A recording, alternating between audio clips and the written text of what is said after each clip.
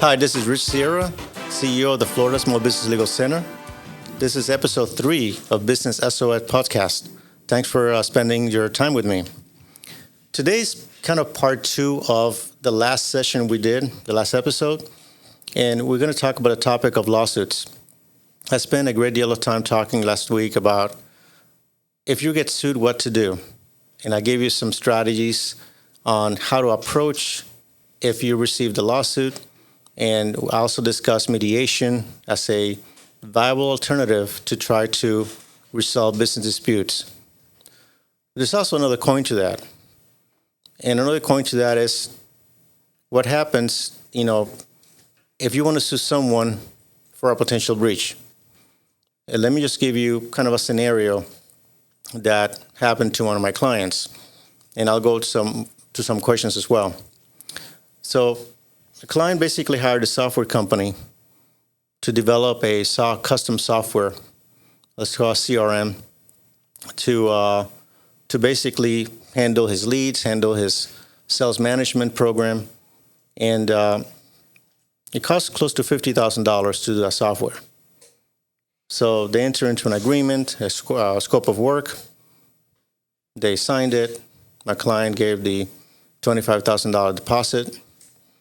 And as they began to work at different milestones, and unfortunately the software was not up to par, it was not the software he was expecting. After many months of communication and trying to get the software up and running, trying to get the proper fields, the proper functionality of the software, it just didn't work. So my client, frustrated after 6 to 8 months that this project was not getting off the ground, he decided that it was time to just fire this company and hire another company to get the work done. So he came to me and said, "Listen, Rich, this company just didn't do their job. I paid $25,000 and out of a $50,000 contract, I do not want to pay them any more money. I had to hire another company to do the work, and I'd like to sue them to recover $25,000. So I said, okay. So the client's name is Brian. And I said, okay, Brian, we need to talk about some of the things here. And we're going to discuss, why do you want to have this lawsuit and whether or not it's to your benefit to do so, and the cost-benefit analysis of suing someone or suing the software company to recover $25,000. In terms of my rules of filing a lawsuit or my rules on litigation, when I tell my clients, I tell, litigation is a battle of resources. It's basically who has the most resources most likely will prevail in that litigation. So business litigation is different than other types of lawsuits. When you see the ads on TV about, accident attorneys advertising, there's usually a funding source. And the funding source is an insurance company. And they say no recovery, no fee, no recovery. You don't get, we don't get any money until you get paid.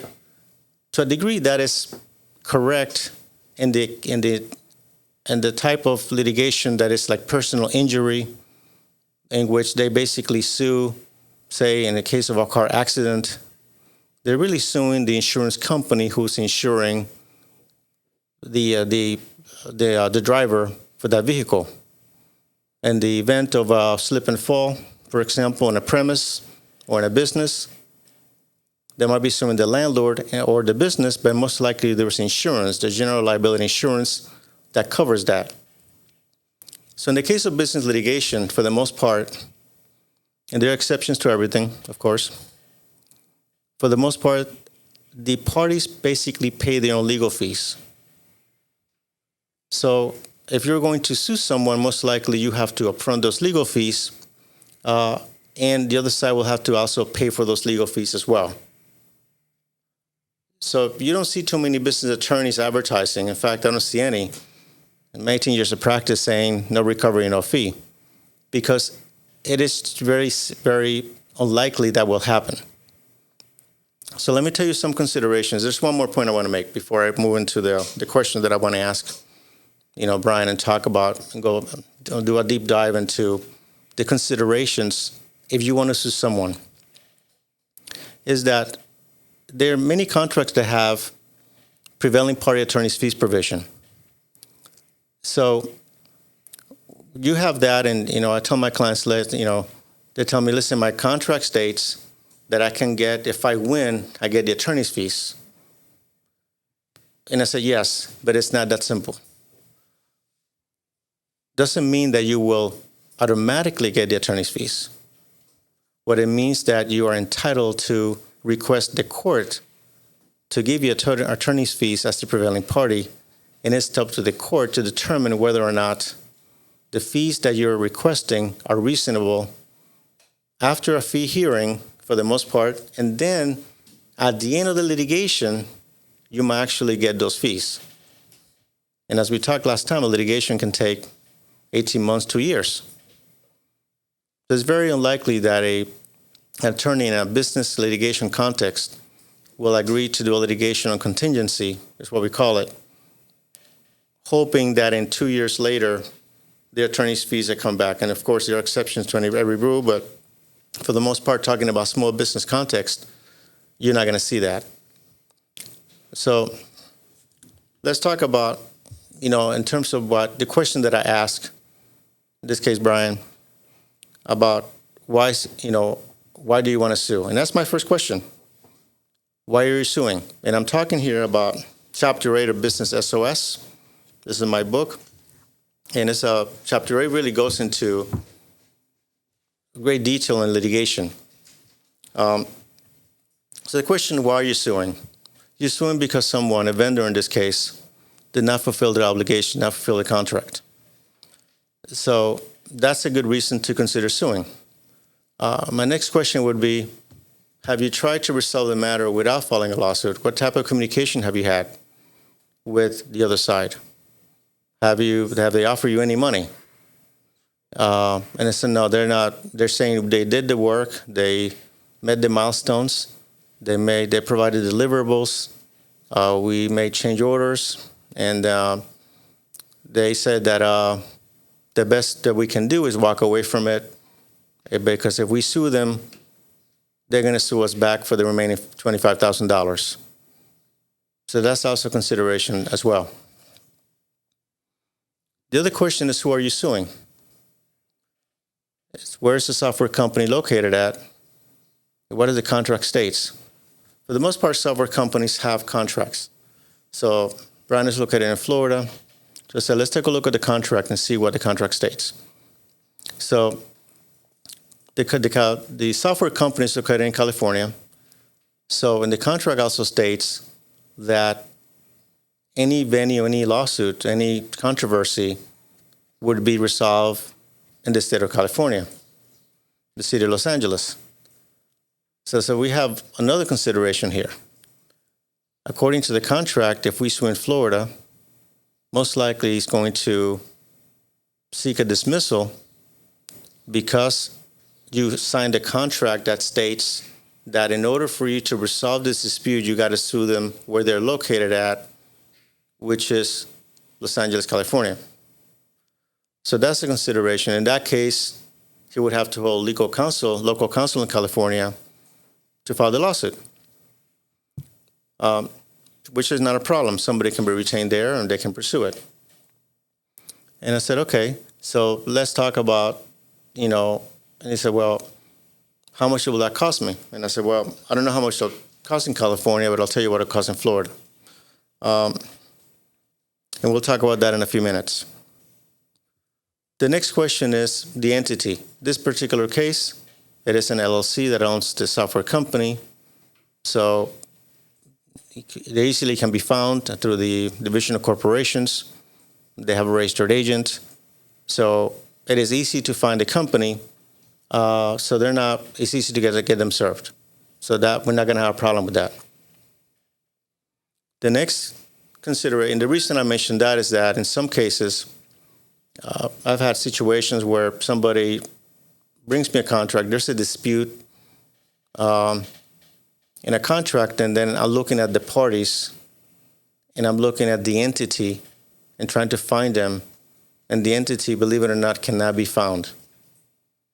And one word of advice that I'll give you is that if you're going to go into contract with anyone, just make sure that that entity exists. Anybody can now download a contract from the web, and basically just put an LLC next to it, and you have to do due diligence. Every time you enter into a contract with someone, just make sure that you know who you're dealing with, and the person you're communicating with has the authority to enter into that contract, which is another subject altogether. We'll talk about on another episode. So, because the person doesn't have the authority, then you have another issue. But also make sure that the officers are listed and you can actually find who they are. So, just a word to be wise. You want to make sure that whoever you're dealing with, you can actually find them in some type of public record, that the entity they're representing is the real entity, and whoever they say that they are on behalf of the entity, you can actually verify it. So it was a good idea. The next question is, what do you want to gain out of this lawsuit? In this particular case, you have $25,000 that you paid. You didn't get the return on your investment, and you want to recover that. You also might want to recover the money that you're going to spend in trying to get the project done through another vendor. So you have a clear criteria, and you also want to recover your attorney's fees. We talk about attorney's fees, that those are much later, if indeed you award them. You also have to deal with appeals. So it's not as easy as it sounds.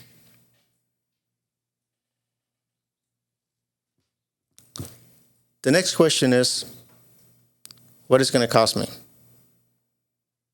And that's the question that, most common question I get when somebody is being sued or somebody is about to sue. What is it going to cost me? Okay. You have a $20,000 or $35,000 problem. In a lawsuit, you can spend, if it goes all the way to trial, if that's what you want to pursue, you can easily spend that much money taking the case to trial, depending how many depositions you have, how much discovery, how much motion practice do you have. And the analogy that I give my clients is like, listen, just think of a lawsuit as every time you pass through, a toll road. We have the Turnpike here in Florida. We have 995 now, they're doing tolls. So every time you go through that toll road, just think that $1,000 is going to basically be coming out of your account. And the reason is that 80% of litigation, especially at the beginning, it is motion practice. 20% is the facts.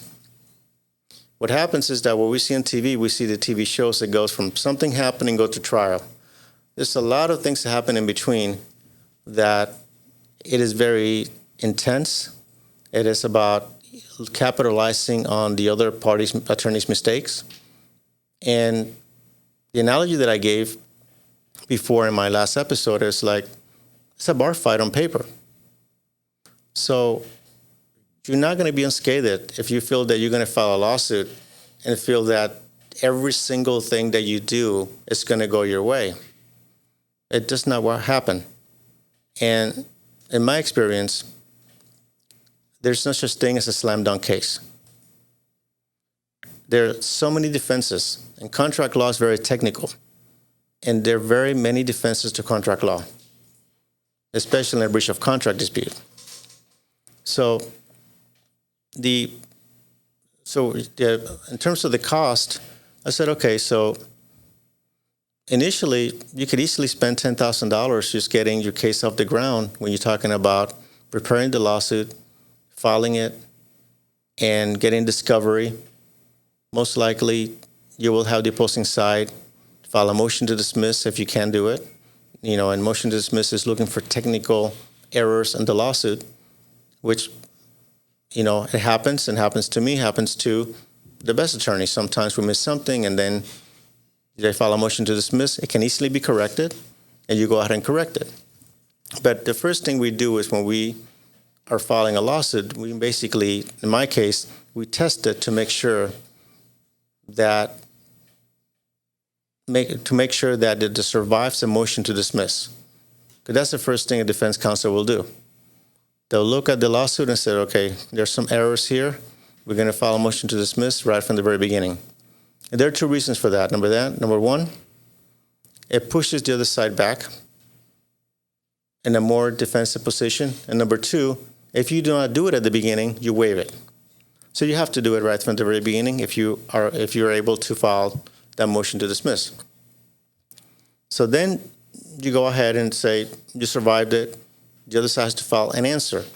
So in the case of Brian, we basically hired local counsel. We went ahead and he said, I wanted to go ahead and pursue it anyway. It's a matter of principle, which as I see in my book, I do not like lawsuits about principle because of the cost. But he felt strongly enough that he wanted to do it. So, okay, our local counsel, I was co-counsel. We basically prepared the complaint, got it filed. So the other side basically filed the answer and affirmative defenses, which clearly denials two of the allegations, but also filed a counterclaim against us. So when somebody files a counterclaim, you're basically being sued, and then you have to defend that lawsuit. So you have two lawsuits now. You have the lawsuit that you're filing, in this case against the software company, and then you have the lawsuit coming back to you, which now the attorney has to basically manage two lawsuits. The lawsuit that is being filed against the software company, and then the one that you basically are receiving that the attorney has to basically respond to. So we went ahead and answered the counterclaim, and then we issue what is called discovery request.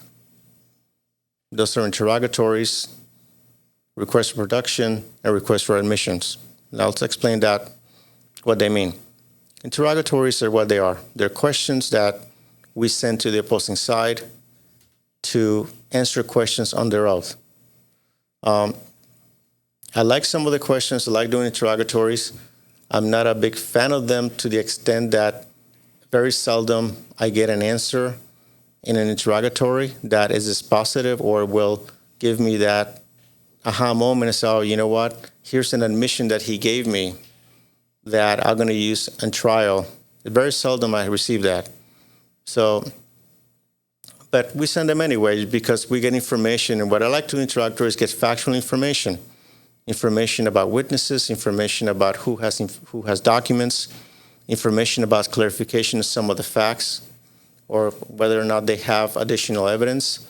So those are good, but nobody's going to give you a confession on an interrogatory. It doesn't happen.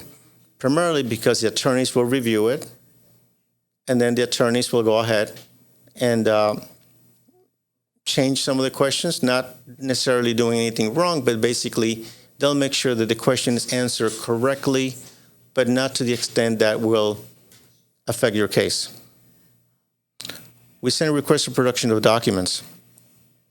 Those are basically a list of requests asking for the documents, any documents that in this particular case, a software company, that is basically a litigation. There's a lot of communication via email between the software company and also my client, Brian, and there may have Zoom calls that were recorded. So we ask for all that evidence, all that information.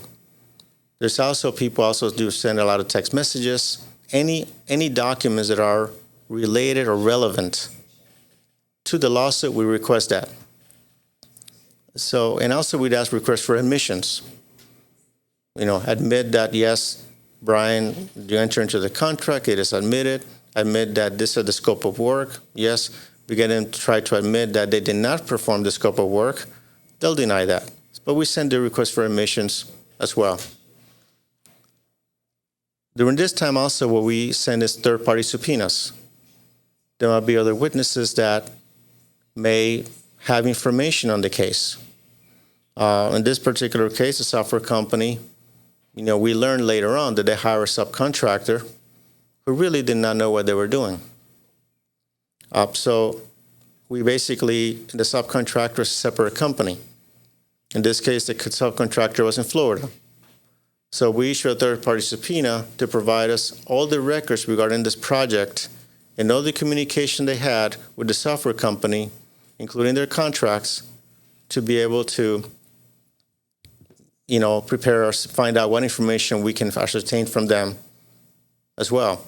So any witnesses, we send third-party subpoenas to get documents from them. Then we go into taking depositions. You get the idea how this can add up. You take deposition of witnesses and parties. So clearly the representative from the software company will have to be deposed. These are questions, the attorney will ask. They have to answer on their oath. And deposition can take sometimes 2 or 3 or 4 hours, depending on how long the material is, how much material we have to cover, how many topics. And the same thing will happen with Brian. They will have to be deposed as well. So during this particular time period, you're basically gathering evidence to support your case. There's a misconception that you got to have all the evidence available to file a lawsuit, and that is not true. You got to have the minimal allegations and a good faith basis to file the lawsuit, and the attorney will make that determination. If there's enough information available at this point and a good faith basis to file the lawsuit, it's the attorney's responsibility to say, I think we can move forward.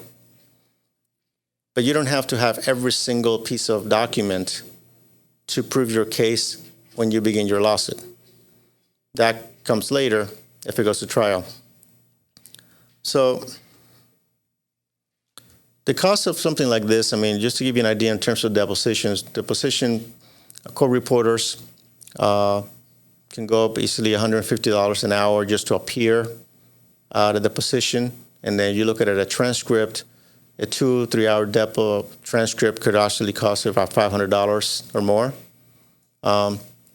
So you're talking about 4 or 5 witnesses or depositions. It can add up. $600-700 per depo when you transcript and the time, it can add up very easily to $4,000 or $5,000 plus the attorney's time. Throughout that time, we are not talking about something called motion practice, discovery. 9 out of 10 times when you get a discovery request sent back to you, you're not going to get complete information. There is something missing. There might be an interrogatory not fully answered. There might be a document not produced properly. So you try to work with opposing counsel to say, listen, I need these questions and these documents to be answered fully on all these documents to be produced as well. Or they might have an objection to a document. They say it is privileged, it is irrelevant, they don't want to provide it to you. So in this case, we need to go to the court, to the judge, through a hearing, to have the judge make a determination whether or not they'll go ahead and release the document or compel the party to answer the questions. And we still have not even gotten to really the facts about preparing for trial, which perhaps I'll do that in a separate episode. But what I want to give you an idea, there's a lot of things behind the scenes that go on in preparing for in filing a lawsuit and getting ready for trial that most clients do not know.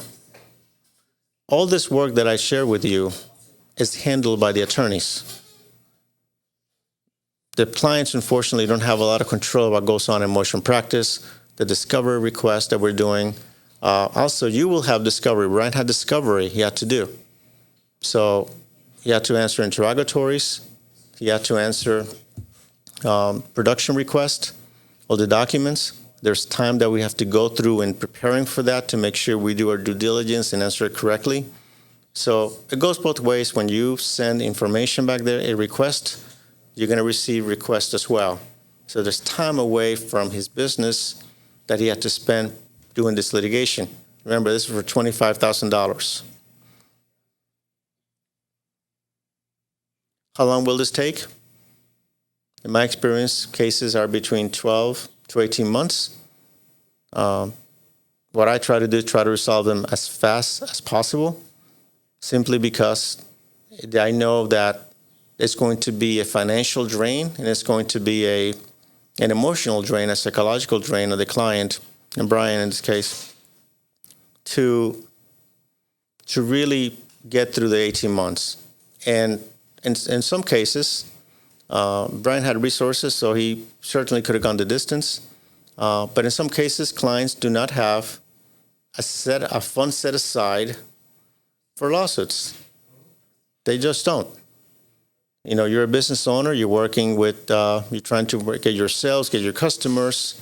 You work with your credit lines. You have your cash flow, but there's very seldom a separate line item that says, okay, this is going to be for lawsuits. You might have a general counsel, you have an attorney, but, you know, I haven't had a client yet said, okay, I have a fund ready for lawsuits, here it is. It just doesn't happen because it's not something that is pleasant. It's not something that is really more of an event that happens because another event took place, a breach, or you got sued.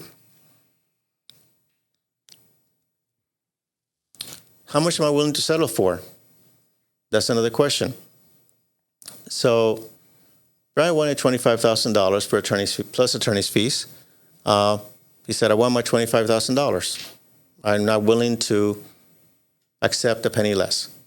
That's fine. What I found is that when you're suing, if you want that exact amount, you will have to stay in that lawsuit. Most cases in business litigation settle for that reason alone, because it is a battle of resources, and at some point there's an opportunity, there's a risk analysis has to be made, a cost-benefit analysis has to be made as to whether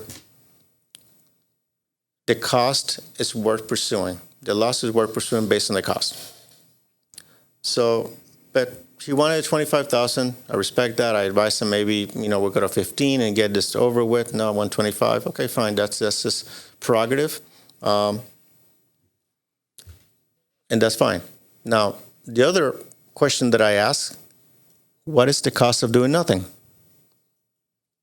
That's an option. It's not a pleasant option. Said, what if you break the contract, lose the $25,000, and move on? It's not an easy pill to swallow, but it's an option indeed. But I'll discuss it. What if you do nothing? What will happen? I'm not recommending it. I'm saying it's good to at least think about it. And these are questions, just to be clear, to make you think. And what I want to emphasize here is that the decision to file a lawsuit, and I do file a number of them on behalf of my clients, has to go through some analysis and some thought. It should not be a trigger, I'm just going to quickly file a lawsuit. And it's not that simple as it sounds anyway. How much am I willing to lose? How much are you willing to lose in the lawsuit? Because in reality, there are no guarantees. No attorney can guarantee you success. They just can't. Because what happened is this: when you're filing a lawsuit, you're telling the judge or the court that we really cannot solve the problems ourselves. We cannot. We had a business arrangement. They breached the contract, but I cannot work with them anymore. We need a third party, in this case, the court, to solve it for me, solve it for us, and that costs money. And the decision that Brian has to make is how much is he willing to spend to get his $25,000. Another question that I ask, is there anything else you would rather use the money for? You're going to spend another $25,000 to try to collect $25,000. Does not seem to be a good business arrangement, but some people do it. But can you rather use that money for something else as opposed to filing the lawsuit? That's a consideration as well.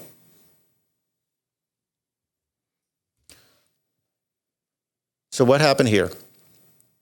So after everything, all the parties decided to do all the discovery, do the depositions, at least each side spent 15, 20 grand. Remember, for $25,000 on both sides. Then the court issued an order to require mediation, which happens very often. Excuse me a second.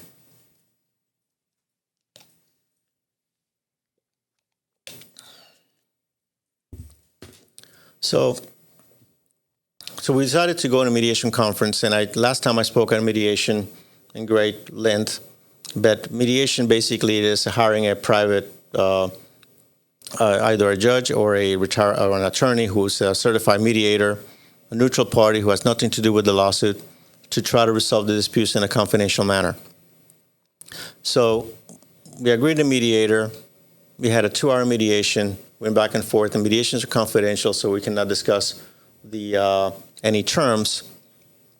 But at the end of the day, the matter got resolved through mediation. So what happens here is that most of these cases, after there's a lot of back and forth and cyber rattling by the parties and by the attorneys, they have this meeting and begin to talk about solving the problem. And my experience has been is that I'm a big proponent of early mediation in any business dispute. We don't have to have all the facts. We have the facts that we have right now, and that's sufficient to, at the very least, have a conversation as to solving the problem.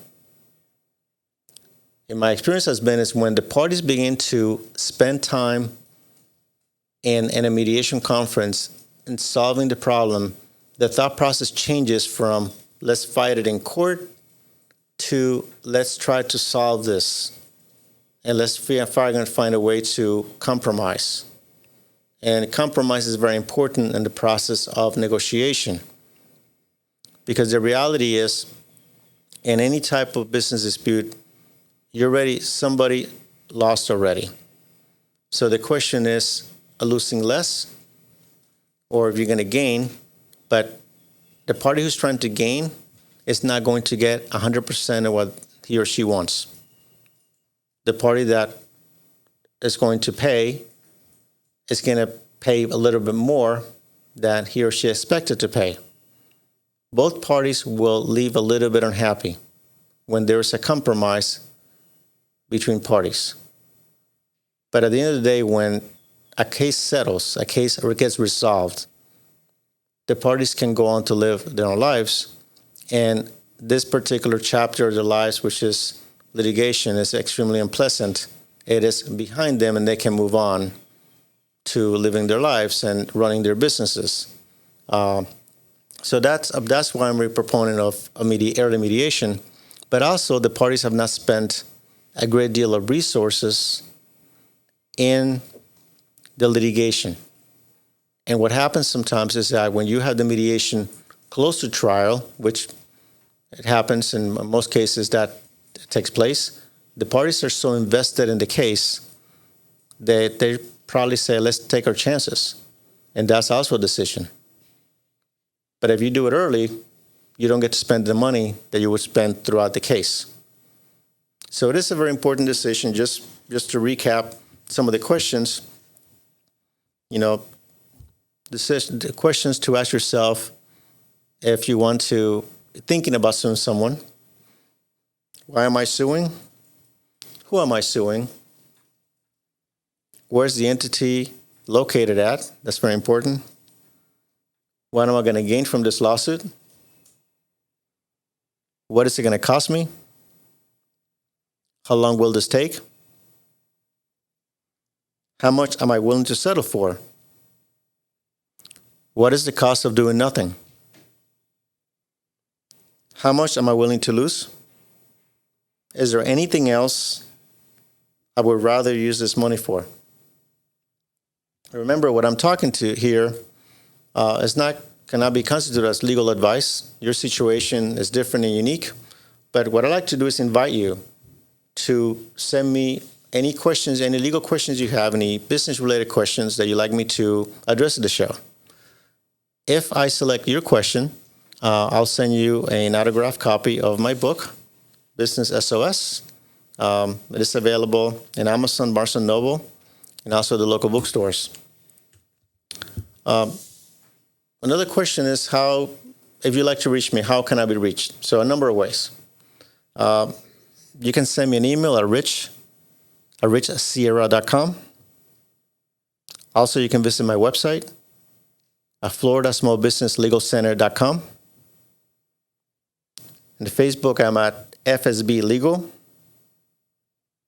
We also have this podcast and video as well at Rich Sierra. You can just go to youtube.com / Rich Sierra. You also can call me at 866-842-5202. If you like the podcast, please follow us, the show. We're an Apple Podcast. We're at Spotify, wherever you enjoy your shows. Until next week, this is Rich Sierra with the Florida Small Business Legal Center. Remember that my goal is to help you succeed.